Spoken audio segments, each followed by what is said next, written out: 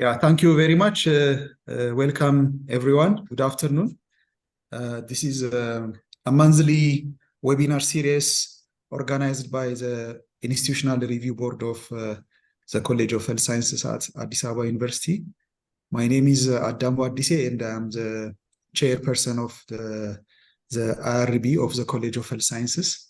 And I am also moderator of today's webinar. Today's webinar is organized under the topic Social Sciences Research Ethics. Yeah, this is a very important area which actually, I mean, even in our IRB, we have been trying to learn a lot about how to sharpen the skills of our members in reviewing social science research protocols. So we are really happy that we finally managed to have a topic on a webinar on this particular topic. And our presenters are two, Dr. Abeje Berhanu and Dr. Melese Getu. And they are experts in the field. They are researchers and academicians. And they are also representing the ESSSWA, the Ethiopian Society of Sociologists and Social Workers Association, which is a very prestigious association. And the IRB is also of one of those with national standing status. And Dr. Melese, I know him more than Dr. Abeje, but Dr. Melese had contributed a lot also for the Ethiopian research ethics establishment at a national, at institutional levels, and he's very committed to that cause. So I would like to thank Dr. Melese for being with us and for also introducing us with Dr. Abeje. So without any further delay, we'll go to the presentation. We start with Dr. Abeje and then to Dr. Melese. And finally, we'll have a Q&A session. So feel free to do so at the end, but also feel free to put your questions in the chat box down there so that we'll address them. So you can put the questions anytime, but we'll address them at the end. And just a reminder that we are recording the session and we'll share this with the members, those interested at the end. Also, we will put this in the YouTube channel with the consent of the presenters. Another reminder is we will continue having this monthly engagement, so stay tuned. And you will also be given a certificate of, I think, 1 or 2 credit points. Alan will confirm. And you can contact her. She will drop her email address in the chat box if you are interested in getting a certificate. So thank you. So Dr. Abeje, the floor is yours. You can continue. And if you want to say also a few more words about yourself and your engagement, you can start with that. So yeah, the floor is yours. Welcome. Good afternoon, everyone. Thank you, Dr. Adamu, for the introduction. Thank you also for inviting us to present and share our experiences with the Ethiopian Society of Sociologists, Social Workers, and Anthropologists IRB experience. Dr. Melese and myself, just to give you some context, Dr. Melese and myself have been involved as members of the ESSSWA for the last nearly 5 years now. We have served 2 terms, and our term is about to expire just this month. So it is a good opportunity for us to share our experiences with the IRB. So our presentation today is, as earlier indicated by Dr. Adamu, on the topic social science research ethics ESSSWA IRB experience. Next slide, please.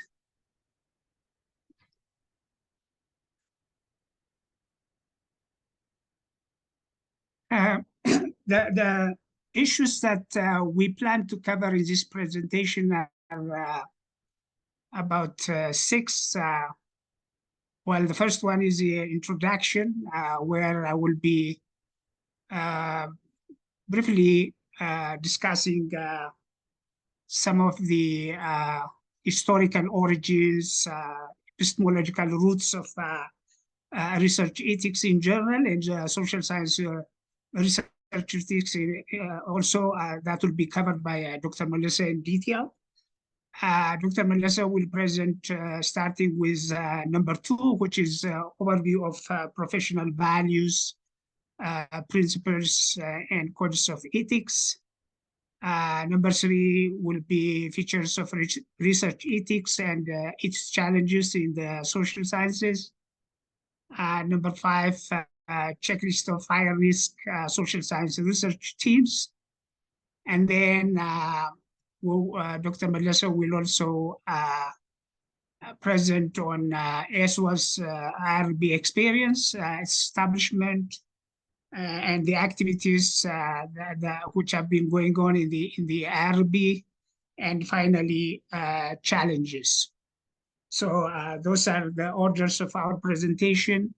My share is somewhat modest, which is only the introduction part. The major part will go to Dr. Melese. By way of introduction, I just want to say a few things about what we mean by ethics in general and research ethics in particular. As you may know, ethics is about taking proper actions, and it is fundamental to good conduct. And as such, it's a universal human attribute, in the sense that in varying degrees, ethics presents in all societies and cultures. In relation to research ethics is about acting responsibly and honestly toward the study participants. I think research ethics is more about the relationship between the researcher and study participants, and how the researcher deals with study participants. So a major responsibility is on the researcher as far as research ethics is concerned. It is also about the researcher being respectful towards study participants and honest in his relationship with them. So as I have said earlier, a major burden is placed on the researcher, where he or she is expected to act responsibly and honestly towards his study subjects.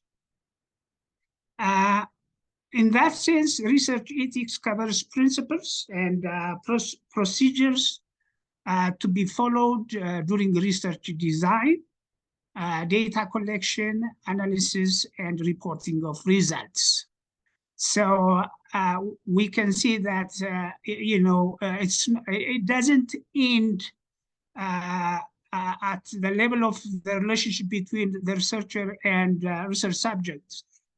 It also covers other aspects of research, which is the research design, data collection, analysis, and reporting. Next slide, please.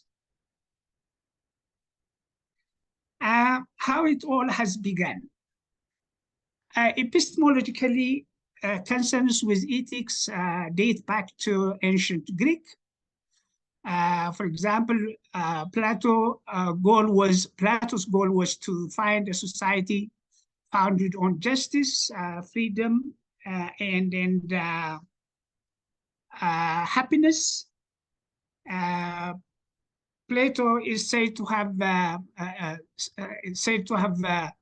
indicated that a man's or a person's well-being is to aspire the highest level of morality. So Plato, had a strong interest in ethics, and he associated ethics with a high level of morality.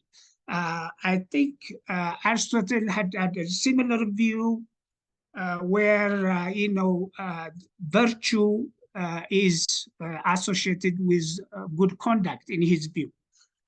Virtue is formed when there is good conduct, or when people are engaged in good conduct.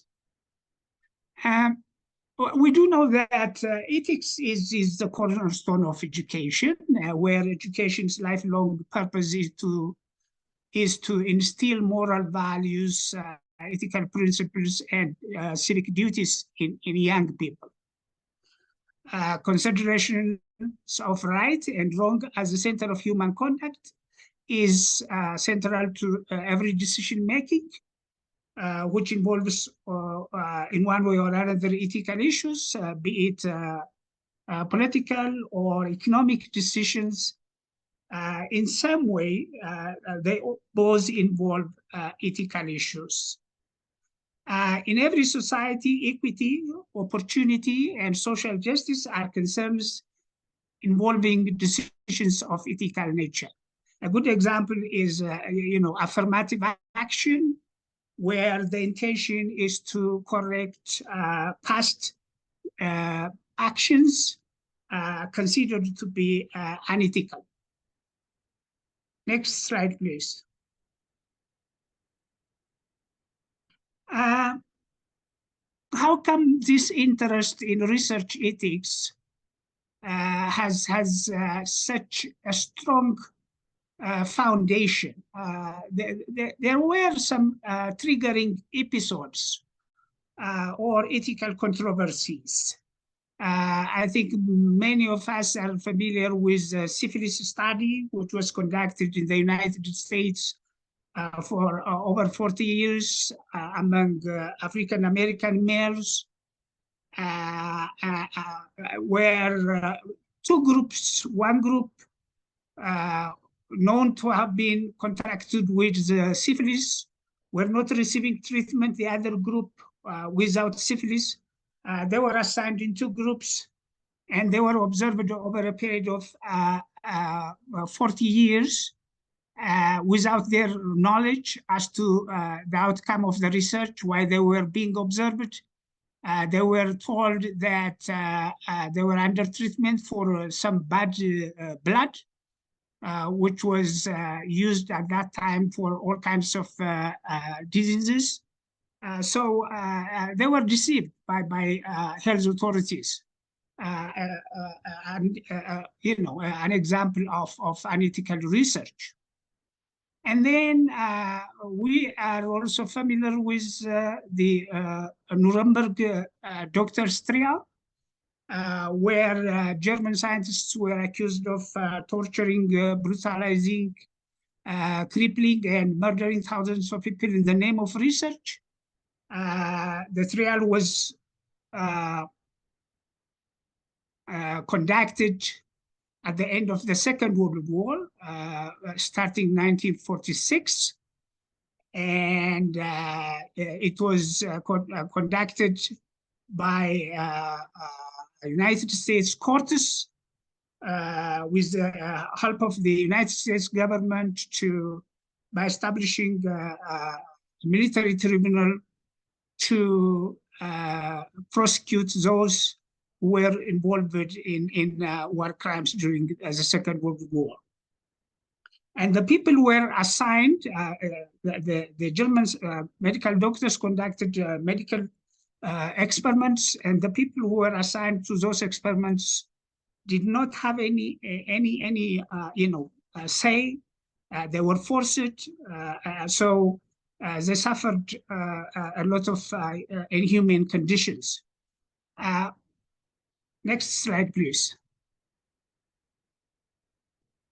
As a result of the trial, the judges came up with a number of principles which they thought should be followed in any clinical research. Some of these principles are used as basis for today's research on human subjects. Like, for example, voluntary consent of human subject is considered to be essential, which is still fundamental in any research involving human subjects. That the result of the experiment should be for the good of society or community. Experiments should be designed and based on best practice of animal experimentation. Animal experimentation had a long history. So the judges thought that basing human experiments on already existing proven procedures would be, I think, a good thing. Degree of risk should not exceed that of humanitarian importance of solving the problem, that the research subjects should not be exposed to excessive risk. There may be some risks, but I think the level of risk that they would be exposed should not be more than the benefit that the experiment will generate. Adequate preparation should be made and facilities should be provided to protect the subjects from harm. The experiment should be conducted only by a scientifically qualified person. The experiment should be terminated at any stage when the scientist believes the existence of probable cause. As we know, these codes have become foundations for conducting clinical research with human subjects. Next slide, please.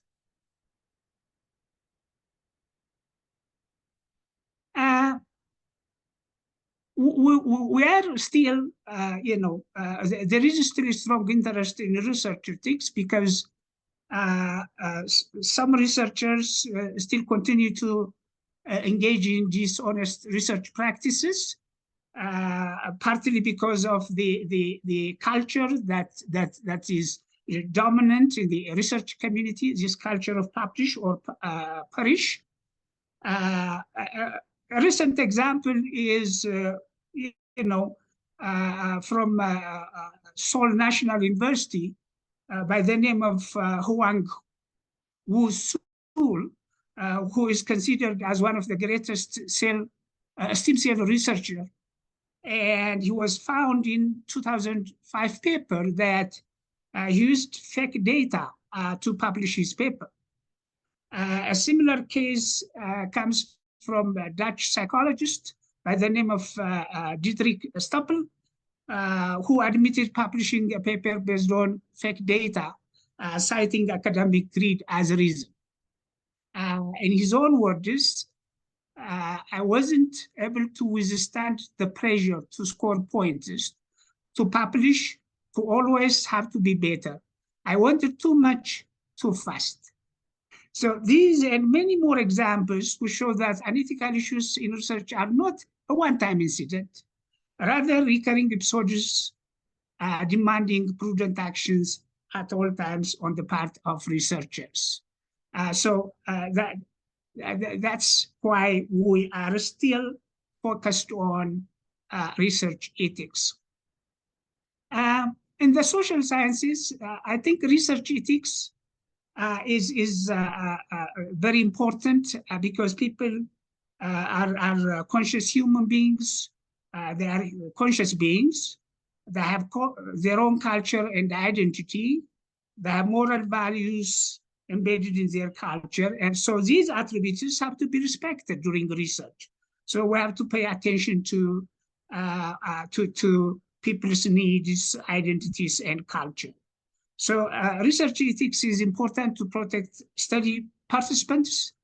We have already seen that harmful research on humans in the past has resulted in pain, suffering, and too much stress. So we have to protect research subjects. What drives social science ethical research? I think there is,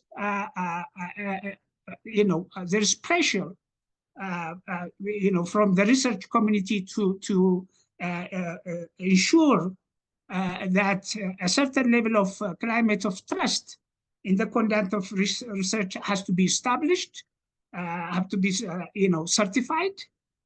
Researchers should be familiar with basic ethical principles and have to have up-to-date knowledge of policies designed to ensure safety of research subjects.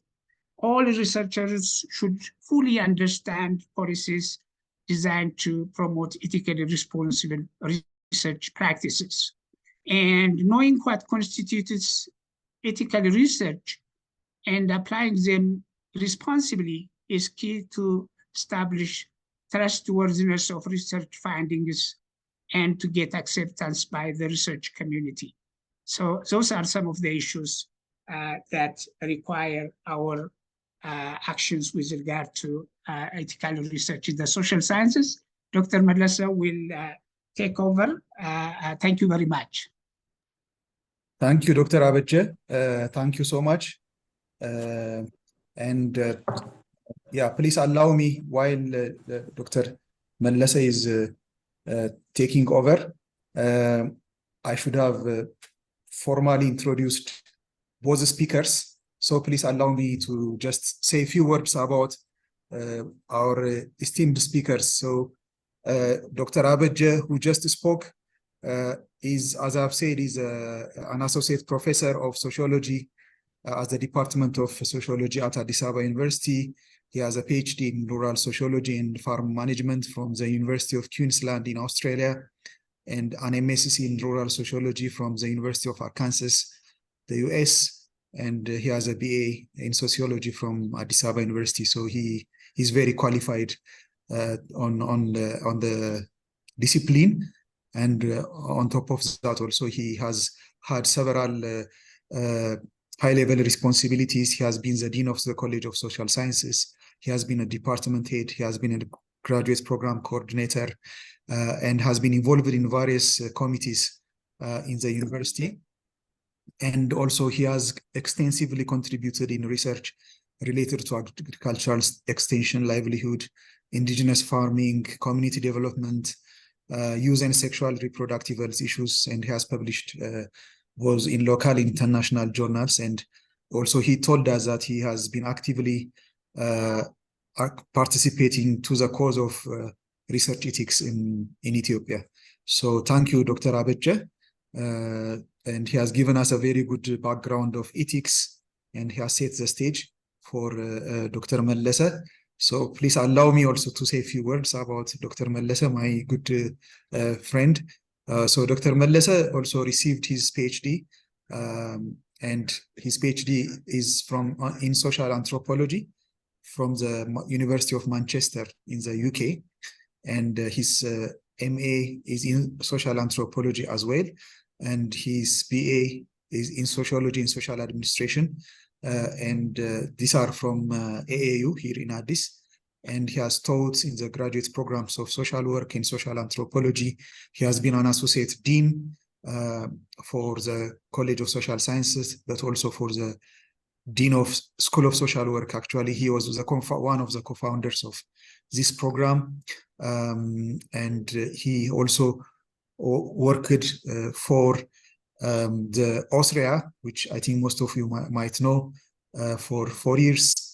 He has also served nationally as member of the National Ethics Research Committee for 2 terms. And he has also served as the chair of the IRB of the Ethiopian Society of Sociologists, Social Work and Anthropologists. And he has also several publications, and he has edited and written book chapters related to ethics, as well as social protection, vulnerability, pastoralist health and well-being, the use and positive uncertainty, which is, yeah, I think, on a very timely topic about post-conflict fragile environments and those pathways. So yeah, thank you, Dr. Melese. So now the floor is yours. Okay, thank you very much.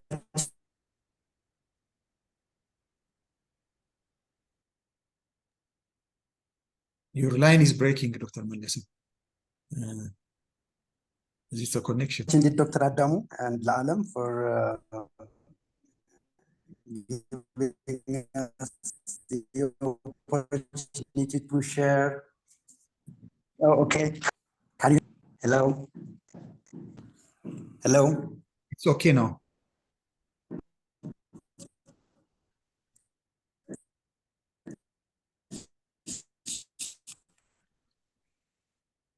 አሁን ይሰማል. You can continue. Hello. Yeah, can you hear me? Yes. Hello. Can you hear me, Dr. Adamu? Yes, Can I you can hear me hear now? you. Yes. Okay, thank you very much. Okay, thank you very much indeed for the generous introduction.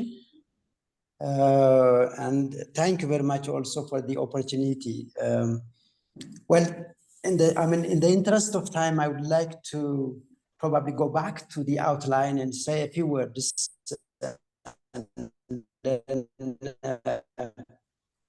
Probably focus on some of the outlines instead of actually trying to cover all the topics I wanted to cover.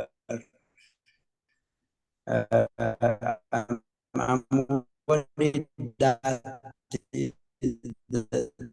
connection is very poor and I might not actually have enough time. Well, I would like practical principles, and also would like to spend a few minutes on the ethical aspects of research methodology in the social sciences, and then I will proceed to highlight some controversial research issues in the social sciences, deception in social science research, and second, covert research, and third, findings outside of the scope of research, and fourth, informed consent in the social sciences and its associated challenge. And I would like to say a few words about disclosure, issues of disclosure. When the researcher breaks rules of confidentiality, like forced disclosure, deductive disclosure, and finally, I would say a few words about the history of the establishment of our IRB, the Ethiopian Society of Sociologists, Social Workers, and Anthropologists has established an IRB in 2018. And I will also highlight some of its basic functions and some of the challenges we have faced while reviewing protocols and the entire process of actually reviewing research protocols for over the last 5 years. Number 12, please.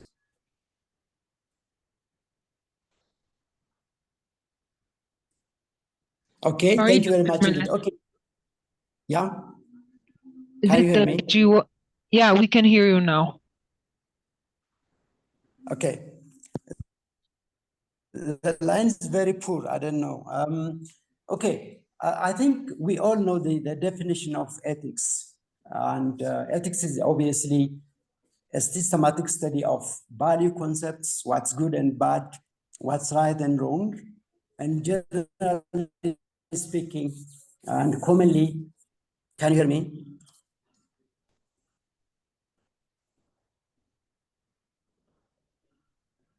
Yes, we hear you, Dr. Melese. You can continue. You can tell her to move the slides when. Okay, thanks. Okay, well, ethics, as you know very well, it's commonly defined as norms for conduct that distinguishes between acceptable and unacceptable behavior. And with that working definition, let's proceed. Next slide, please.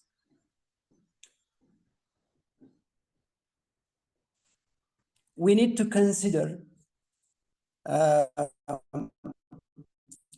next slide, please, Lalam. Oh, okay, I'm fine. Oh, that's fine, thank you, that's fine. Remain there. Well, I think we need to consider the relationship among ethics, morality, and law. Ethics, as we all know, is a branch of philosophy that's concerned with morality. And morality is fundamentally concerned with what? How we treat each other, with each other, other individuals, communities, groups, states, and so on and so forth. And then when you look at ethics in relation to legal rules, ethics are norms which are actually informal and broader than laws. Next slide, please. Then when you look at research ethics in relation to professional values, principles, and codes of ethics in relation, for example, 3 professional associations like anthropology, sociology, and social work, you see very key elements which are actually very important guiding principles, like respect for persons' rights, dignity, and diversity, human rights, integrity, social justice. These are very important key principles and values contained in our professional associations. Like as I said earlier, anthropology, sociology, and social work. And if you take some examples of professional codes of ethics, like the phrase, the right to self-determination. It's a very important element that can informed consent. Take another important element, that's competence. Competence in research, undertaking research, teaching, and practice. And third, negotiated property rights for study participants is also another important element, which has a lot to do with research ethics. And finally, issues like this are actually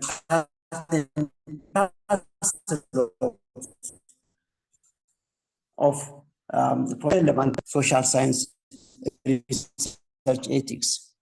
Next slide, please. Then when you come to Lalam, next slide, please. No. Where are we? No, go back, please. I'm sorry, go back.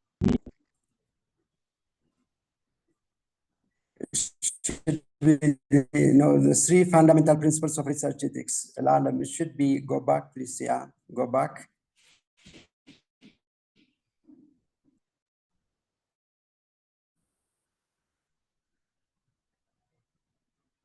That's it.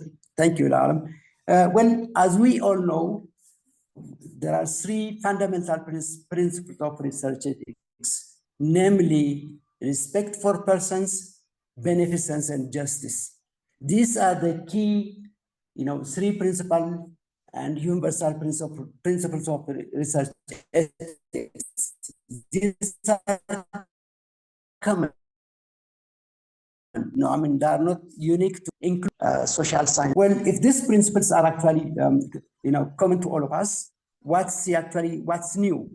Next slide, please.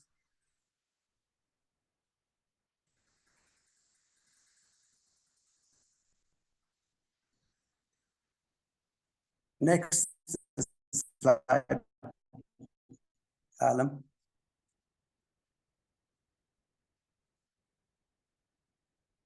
That's it. Thank you. The first principle in the making, that's respect for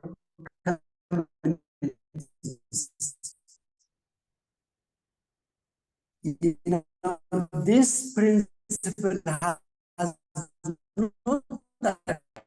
has become even of some researchers, and by respect for their perspectives and values. That's actually becoming a very important element. It's subject to debate. It's not yet accepted by all researchers, but it's going to going to become the fourth university in research ethics. That means a researcher retains in this regard, we have respect and research ethics in the making. Next slide, please.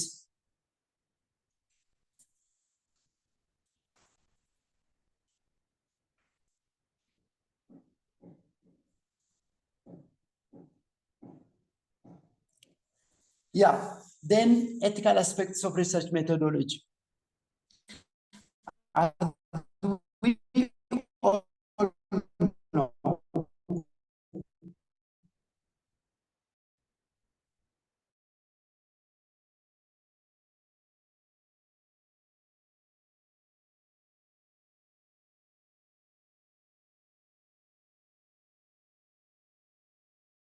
social science, and it depends on it. We need specific attention to ethics. Other researchers in the social sciences and methodology researchers have chosen tally with each for the question.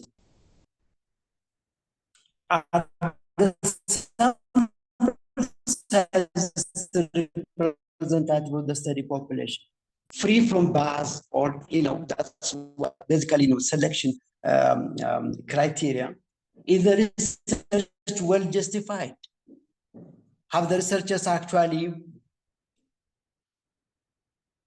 conducted literature review and identified the gap?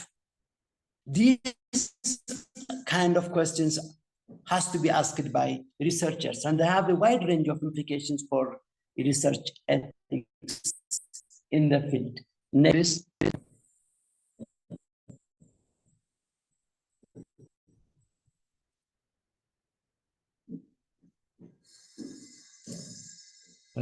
Dr. Next Melese, slide, please. Okay. ትንሽ የኮኔክሽን እንትን ያለ ይመስላል። ኮኔክቲቪቲ ፍሮም ዩር ሳይድ ላግ አለ። ድምፅ አይሰማም። ያ ትንሽ ችግር አለ። የኮኔክሽን ይሁን ምን እንደሆነ እንጃ። Yeah, the connection is very poor. I know. Can you hear me now? ይሰማል አሁን? Can you hear me? አሁን ጥሩ ነው። አሁን ጥሩ ነው። እሺ ኮንቲኒው። Okay. Okay. Okay. Well, obviously, as we all know of conducting research, starting from theoretical basis. No, sorry. First of all, the object we identified that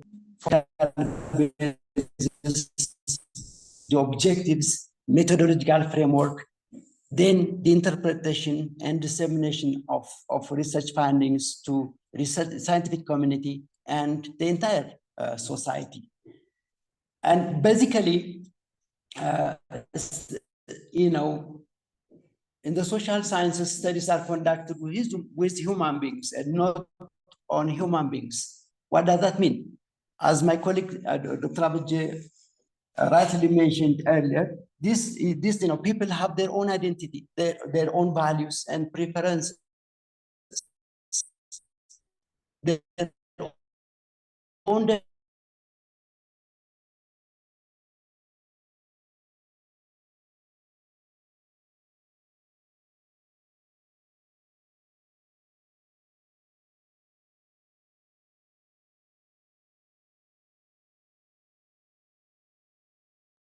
It seems we can't hear you. Definition of what's right and what's not. And basically the context is our process, but we have to be harm, psychic dimensions of harm. You can't hear me now. Hello. There is some problem. ድምጽ ይመጣል ከዛ ይጠፋል እንደገና ደግሞ ይመጣል. I don't know what type of connection you have. Okay, yeah. But I'm using my cell phone.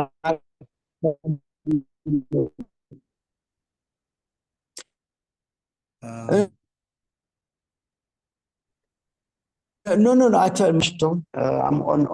Is it for me or also everyone? I don't know if it's only sometimes, but I think there is some. Hello. Abeje also. Hello. Do you have? Yeah, equal. Dr. Melese. Hello. Yeah. Well, I think you can can I use suggest your... something, Dr. Adam? Yeah. Yes, Dr. Abeje. I think Dr. Melese is having a connection problem. I think from my side it looks better. So if it's okay, I can You can deliver. continue. If it's okay on the part of Dr. Melese. And Yeah, what do you think? maybe that's maybe. Yeah, okay, go ahead. Thank you. Yeah. It's hard, we can hardly hear you. So let Dr. Abeje take over. We have about 10 minutes now. So yeah, let's let you do that. Okay, I think I better move to the establishment of the ESSSWA IRB.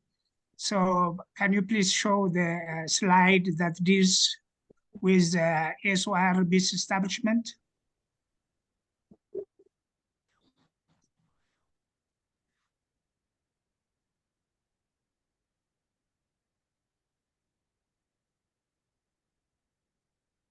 Yeah.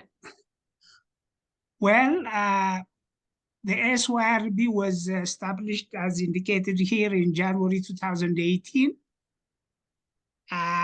It got its mandate from the ESSSWA Executive Committee, which recruited the members of the board based on their qualification, a mix of gender, and taking into account other variables or factors. So as a result of which a 5-member committee was appointed by the EC, and members of the committee have been drawn from anthropology, social work, and sociology.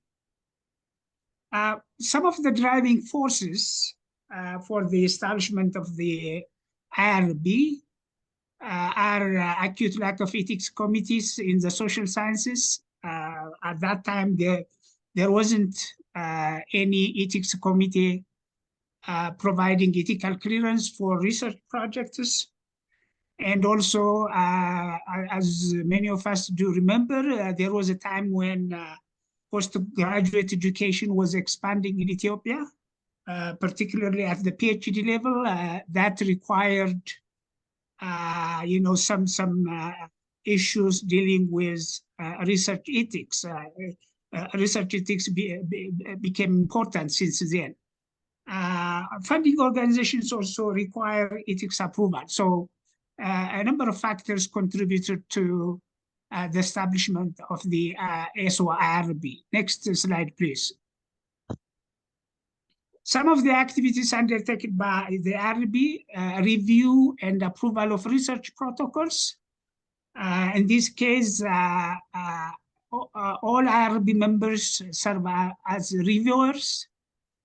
They also co-opt non-members to provide some review services because sometimes they are overburdened by too many requests. So in that situation, additional review assistance is needed from non-members who are willing to provide review services, of course, after providing initial training. Provide training on research ethics. So far, 2 rounds of training programs have been organized for ESSSWA members. A total of 53 members have been trained so far, and the demand for training is growing from time to time. Next slide, please. We have 2 review cycles. I think that's also very similar in other IRBs, which are regular review and accelerated review. The difference between the 2 is in the number of days that they take. Regular review usually takes about 20 days to complete, the review, whereas accelerated review, as the name implies, takes about 10 working days. And from our records, it shows that more than 95% of the submissions so far fall in the accelerated review category, which as a result puts so much pressure on reviewers to cope up with the demand. Thank you. Next slide, please. Some of the themes covered by the review, just general themes, urban issues, such as urban safety net programs, rural issues, such as rural safety net programs, evaluation research in the area of education, nutrition intervention, and gender and adolescence research, such as SRH-related research. Next slide, please.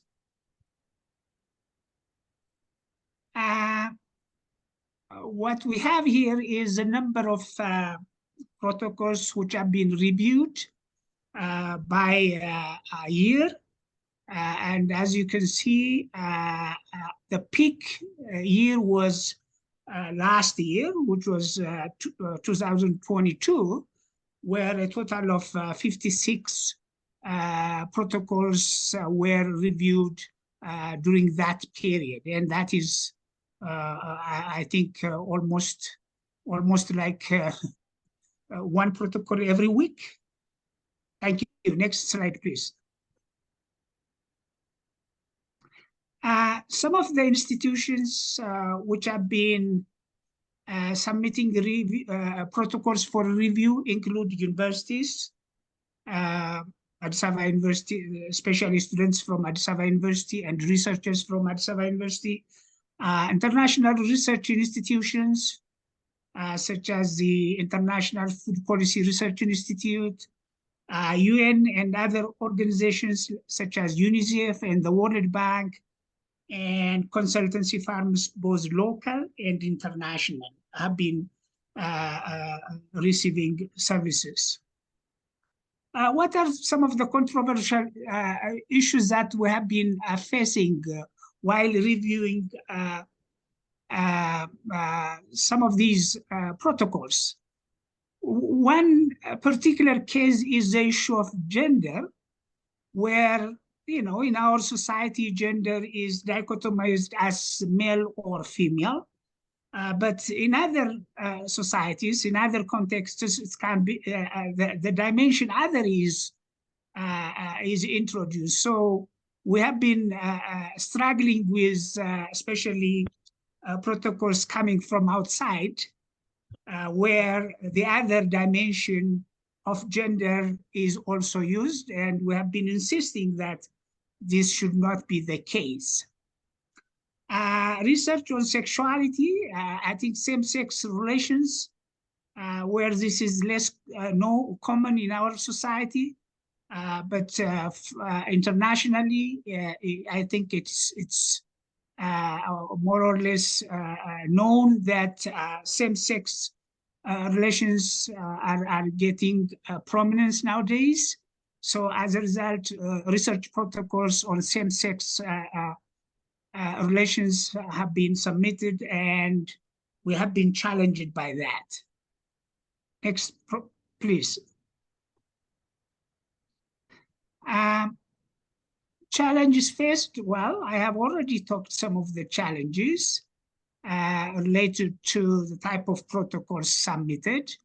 But just to mention additional ones, I think some of the challenges have been that the gender imbalance of research teams, most of the research teams are not the protocols that we have reviewed. Most of the research team members were mostly men, and we have been pushing researchers to include women as part of their research team, and our success has been not that much encouraging so far. There is resistance on the part of researchers. Resource constraints, like for example, we would like to make field visits while data collection is taking place for those protocols that we have approved, but resource constraints are acting as a barrier. So we have been very limited in that activity. Following up has been very limited.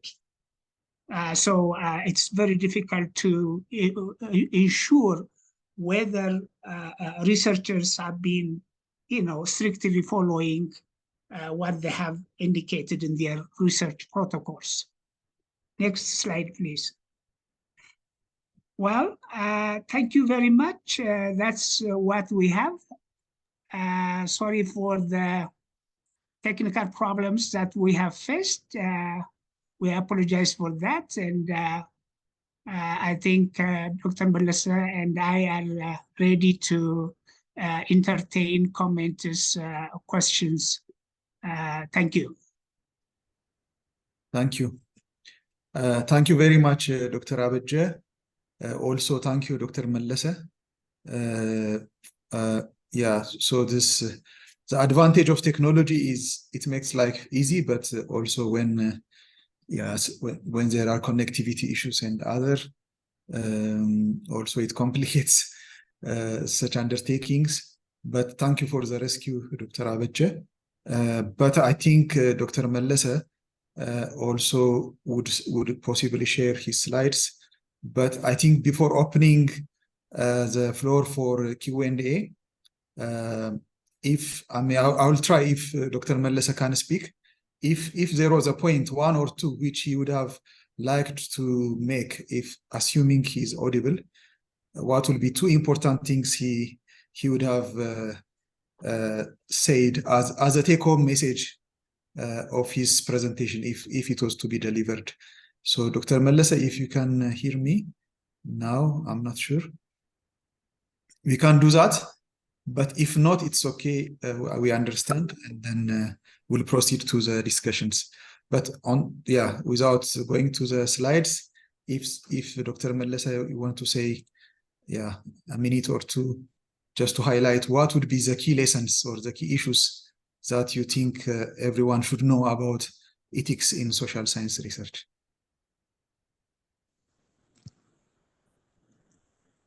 Doc, are you there? Yeah, No, the connection is very poor, Dr. Yeah, I'm sorry. Yeah, okay, it's okay. Okay. Okay, then I think we can maybe open it for, let's go to the questions. And I will first try to address those in the chat box. And then we will go to the verbal questions. So there is one from Haptamu. He said, he talked about misconduct and so on. Is there any notable example in social sciences like Tuskegee and Dr. Abeje, you mentioned about Tuskegee and Nuremberg. These are mainly medical misconduct, misconducts in medical research. So the question is there such a notable misconduct to be cited from the social sciences research?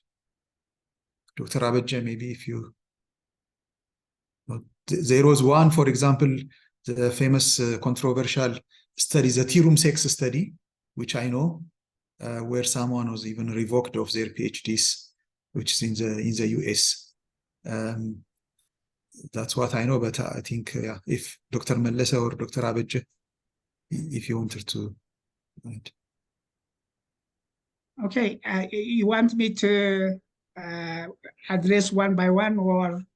Yeah, I think that's better. Yeah, let's do this. Yeah. Well, from a practical example, this is a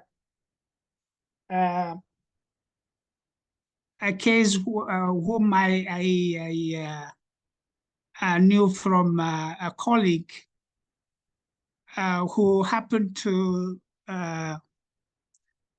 send his graduate student to collect data in Ethiopia, and the graduate student, as I was told, he had a questionnaire, and what he did was he filled out the information without actually interviewing study participants. He would go to the field, but he would spend time under a tree where he would fill out the questionnaire by himself. And at the end of the data collection, the student came up with questionnaires, completed questionnaires, not by anybody other than himself. He didn't have, he didn't actually do the field work. So I think the such kinds of misconducts can happen, and research ethics is there to somehow provide safeguards against such misconduct. And of course, the best way to protect is to train people, to give training on research ethics so that they fully understand the stakes that are involved. Thank you. Okay, thank you, Dr. Abeje. But there are cases. So this is Dr. Abeje's observation, but there are also documented misconducts in the literature. So the example I mentioned, but also every medical research has also a social dimension that we shouldn't forget. I think Dr. Melese said it's a research on human subject with also human subjects. And this happens also in all types of research. So that dimension is to be always, there is no dichotomy actually between medical research and social. There is a lot of overlap. So that also should be taken into consideration. So let's actually mix with those in the room. So Asabne, you can unmute yourself and you can ask your question. Okay, thank you very much for giving me this chance. Before I go to my question, as well as provide some input on future, planned seminars, I would like to appreciate both presenters, Dr. Melese and Dr. Abeje. Actually, I had a chance to be given by training by these wonderful doctors, associate professors. So it's my pleasure, and it was my pleasure too. So I do have only one question. You said that one of the challenges that ESSSWA will be faced with was on issues related to gender and sexuality. So if that was the challenge, how did you manage to bypass that challenge, given that the issue of gender or marriage sexuality is almost defined in terms of being male and female, in terms of sex, that is. So I know that homosexuality is not allowed in our country context. And even in, I think, if I'm not mistaken, it's also a crime. So in what context maybe we will also face in the future time? How did you Israel just maneuver that challenge? This will be my first and probably last question. Others are just a kind of comments or inputs. You can count it just like that. I think in our country, there are initial IRBs granted license like SOA, CHS, and even PHI. So what if we plan to work together in a kind of collaboration and partnership, even to the extent of preparing, physical gathering, training, and share experiences. This is my first input, suggestion. And second, well, there's also another challenge that the presenters mentioned. ESSSWA IRB would like to make a follow-up whether that research is being done as per the state ethical principles, as well as the research principles, but due to financial or generally resource constraints, ESSSWA is unable or was unable to do that. So what should we do in that respect to solve that challenge? Or should we enforce, especially those consulting firms, institutional researches that are established at institutional level and international organization, even to assign a kind of or some amount of just money for that follow-up? Or what do you think in that regard? I think it becomes a question. I was thinking that it would be a suggestion, but I am making it a question. Thank you very much. Okay, thank you. Thank you, Asabne. That's for the feedback as well as the question. I think the question will be addressed by Dr. Abeje, because that's very specific about ESSSWA and how they handled the issue. But regarding the suggestions, we are at the college where I'm involved, and also we have a master's actually training in research ethics since now 3 years. Some of the students are already here. We have active collaboration with NIH in the US and Johns Hopkins University. And we organized 2 national forums already. And we are also planning to have one in a couple of weeks. And we have also, maybe we'll let you know later on, we have sort of some visions on how exactly, as we say, there should be a national collaborative platform all across for all disciplines. And IRB is also coming together. So yeah, we are happy to collaborate, and we are also open for anyone who wants to come and observe our IRB. Just another breaking news is yesterday, actually, we received a certificate of international recognition from SIDCAR, which is an affiliate of the WHO. So they have this meeting in Kuala Lumpur, Malaysia, and we just received the certificate for the 4th time. So we are so excited about it. And I would like to encourage ESSSWA also to do the same. I think Dr. Melese knows about the process, and Dr. Abeje, we can discuss. I think that also uplifts the level of or the standards of our IRBs, even of our international standing. So I just wanted to mention about that. But about the follow-up, I think it is a continuing challenge. It will be, even with the resources, it is not easy to follow every study on the execution and on the field, and may not be also necessary. So this is usually done on risk basis. So if the study involves very high risk, like clinical trials, such a follow-up is mandatory, but for others, we institute other mechanisms. So that's what I know. But the most important thing is for researchers to be responsible and to execute that responsibility themselves, to follow their data collectors, to make sure trainings are given, informed consent is executed as was approved. I think we have to create that level of trust and capacity among researchers. Just that's my view.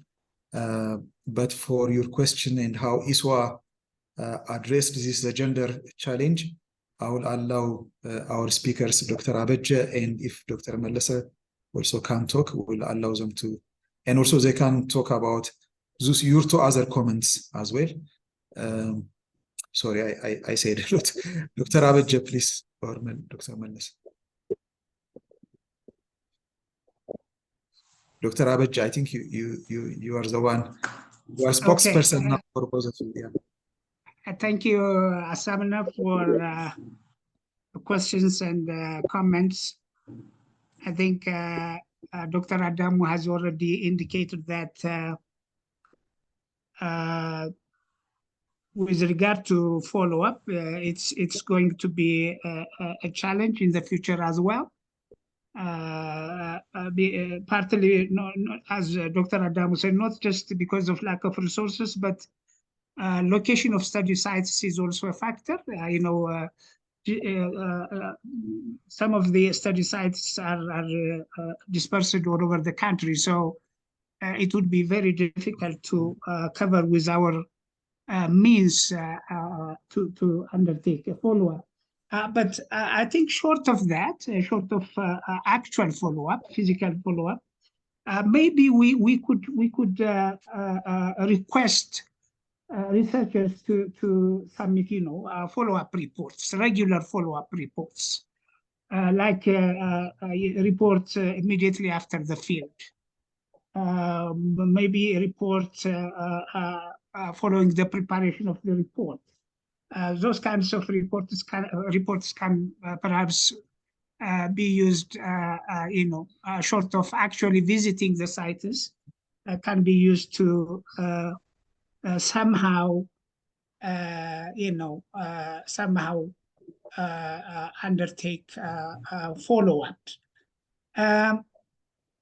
With regard to sensitive issues, I think the ESSSWA, as I have indicated earlier, especially, I don't really much remember about same-sex relations, studies on same-sex relations, but the gender issue has been coming up most of the time, and our approach, as far as I remember, is to respectively inform researchers to change just to the male female dichotomy rather than using a third variable. And of course, sometimes researchers resist, but we have been, I think, consistent on that, since that's less common in our society. I don't know if I have tried to address some less question. Yeah, I'm very, very much satisfied. Thank you, Dr. Abeje. Okay, thank you. So for the interest of time, let's move to some more comments in the chat box. I hope Dr. Abeje, you won't mind. Let's take a few more minutes. So another comment is about the role of advisors in research ethics and how they should contribute. I think this goes for mostly academic research. So I mean, from experience, there are advisors, PhD or masters, but also there are the student researchers. So in the ethics review process, in some IRBs in other countries, they don't allow students, undergrad or postgrad, to be the PIs of the researcher. And if any misconduct occurred, the advisors are responsible. So the approvals are granted through advisors, for example. But at AAU, for example, it's not like that. It is up to the researcher to be responsible, fully responsible, but advisors are also there to support, but they share, I think, the responsibility. Just elaborating possibly the concern, but is there anything that you would like to shed a light on, Dr. Abeje?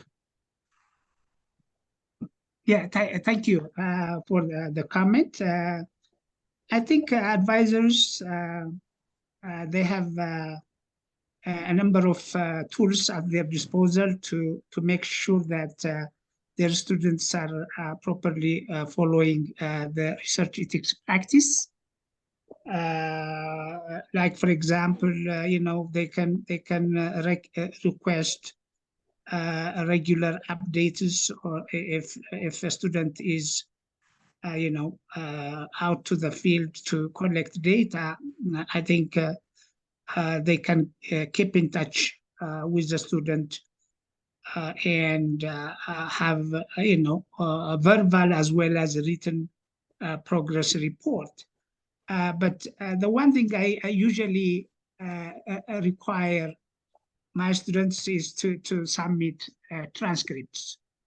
Verbal transcripts, both audio tapes, and those also translated into written transcripts, so that that can, I think, to a certain extent, provide some measure of protection against any misconduct during the conduct of data collection.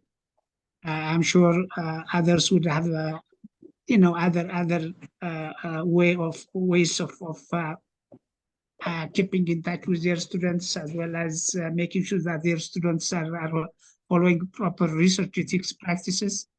But in my case, that's the one I usually use to ensure that students are actually collecting the data from the field. Thank you. Okay, thank you. Other than that, there were some questions on elaborating what ESSSWA is. I think you have already posted, Alam. Thank you. What IRB is? IRB is Institutional Review Board, or it also means Ethics Committee. There also a question whether there are guidelines available. Yes, there are research ethics guidelines. Also, Alam, you might also share the National Ethics Committee link. The National Research Ethics actually is a board. They actually develop national guidelines on how research ethics should be governed in Ethiopia. So we have the 6th version, and some of us are also have participated in the development of that guideline. Other than that, we have also a website. The AAU CHS IRB has a website. You can find some documents there, and institutional also standard operating procedures, how the IRB operates are there. So feel free to address that. And Alam can also post the link to the website. There is a question about acceptability among social researchers from Mulusau. I didn't get the question what it meant, acceptability among social researchers. If it is referring to whether it's about ethics, this is obvious. I think that this has been already addressed by the presentation. So I don't know if you have any follow-up, Mulusau. But I think from the discussions you have realized how research ethics is embedded in any type of research. And actually, maybe Dr. Melese would have touched it. Even social science research is important for any researcher to understand the essence of ethics and humanity. So having some background on those basic social frameworks is really important. So I also maybe will discuss on another session. I have keen interest on that. Dr. Melese also talked about understanding context, cultural context, and dynamics in specific settings, and that can only be explored actually through social approaches. So I think there is a big level of integration and acceptability both ways. So thank you. Ephraim asked about the principles.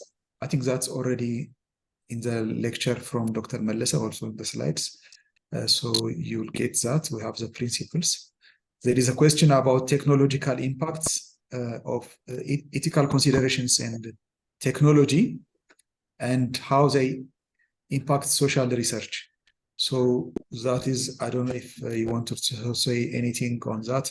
Dr. Abeje, for example, we have mobile phones, we have internet, and our privacy is already at risk when you use technological,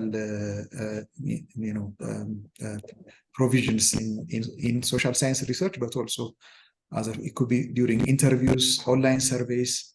So what will be the ethical implications of those? I think that's what I understood. If there is anything you wanted to say on that.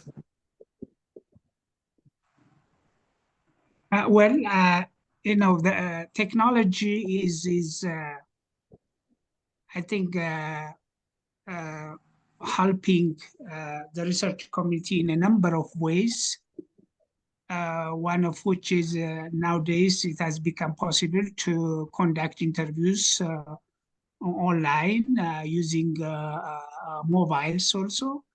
And I think as much as possible, research ethics can be, I think, can be compromised when such practices are used if it is not given proper care. So actually going to the field is I think, in my view, better for looking after our research subjects. Also how emotions can be communicated in a number of ways, one of which is facial expressions. And we don't have the opportunity to obtain that emotions, especially in a qualitative study, if interviews are conducted online or using mobiles. So I think we should push as much as possible for studies that actually collect data from the field rather than using these mobile technologies. I mean, modern technologies such as internets. And of course, for quantitative study, it can be okay, but qualitative study, I think we have to be careful with that. Thank you. Yeah, thanks a lot. Yeah, so yes, this could be one consideration, but also bear in mind that research proposals are also assessed on case-by-case basis. So it depends on for what purposes these are being used and what other options are there, the level of risk and mitigation plan, all that is taken into consideration. So on case-by-case basis. And we cannot really control technology or avoid technology. Technologies for our good, but we have to also be careful about collateral damage that technologies might bring. And again, I also would like to say that social science approach is important in understanding those challenges, the ethical challenges or other challenges of any technological innovations for that matter, not only in research, but also other technological. And we are actually taking this as one of our major agenda in the upcoming conference. So if anyone will be participating, you will have some more information. Also, currently, as you know, artificial intelligence is becoming, is emerging as an important technological advancement in every discipline, including research. So ChatGPT is mentioned in the chat box. It's becoming a challenge, but how can we also leverage this properly in research is something to explore. So maybe we'll arrange another session, another webinar on this particular one. So for the interest of time, I think we'll have to stop soon. But there are, all the links are shared. Thank you, Alam, for sharing links and resources in the chat box. We'll also share the recording for those who asked for it, or contact Alam on the email address, her email address.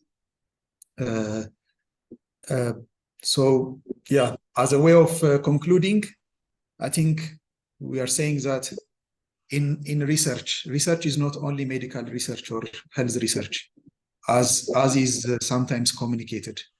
And all research which involve human beings are to be checked for their ethical rigor. So that's important. And social science research actually have a special place on this. And we want to thank Dr. Melese and Dr. Abeje for their leadership.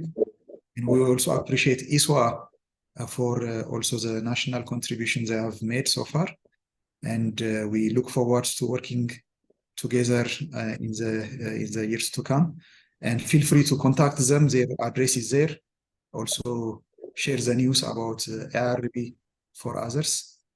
So once again, thank you very much, Dr. Melese, Dr. Abeje. So we shall keep in touch. And thank you, Adam, for the coordination. And thank you, everyone, for being patient and for participating actively. Thank you. Okay, thank you. Thank you, Doctor. And thank you, Dr. Melese and Dr. Abeje and everyone. Is there any announcement, Alam? Thank you. Have a nice day. Alam, any announcement? Yeah, for certificate and other presentation materials, please contact me through the email address in the chat box. Stay tuned for the next seminar. Yeah, thank you. Okay. Okay, have a nice Thank you very weekend. much. Blessings. You too. Ciao, ciao. Bye.